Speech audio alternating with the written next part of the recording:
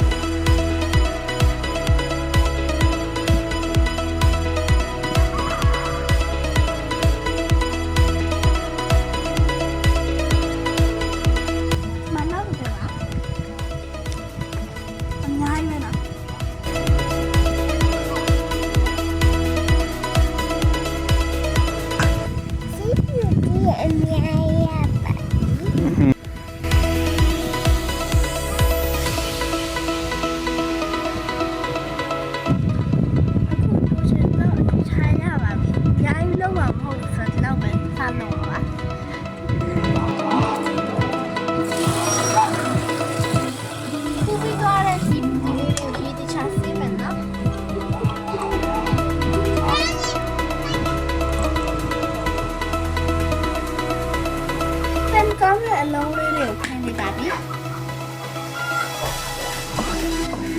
ဒါတော့ရေတို့ကဆောက်ထက်စီရနော်။ဒီသူရှာ serious စကားနဲ့ရေစစ်မယ်နော်။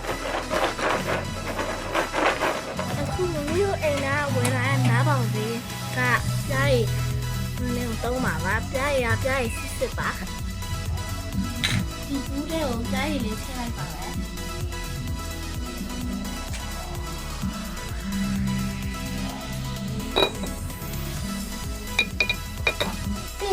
ဒီစစ်ထားတဲ့ဒီကူကြီးလေးတွေကိုဆက်ထည့်လိုက်ပါနော်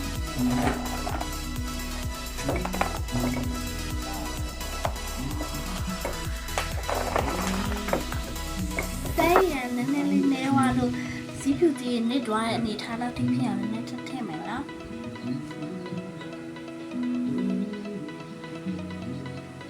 အခုတော့အကုန်လုံးလုပ်ပြီးသွားပါပြီ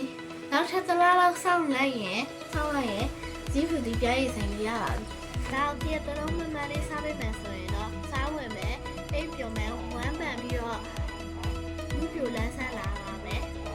အဆုံးကြည့်ရတဲ့ကျေးဇူးတင်ပါတယ်နော်မမီရဲ့နောက်ဗီဒီယိုလေးတွေလည်းလာပါအောင်နော်ဘိုင်ဘိုင်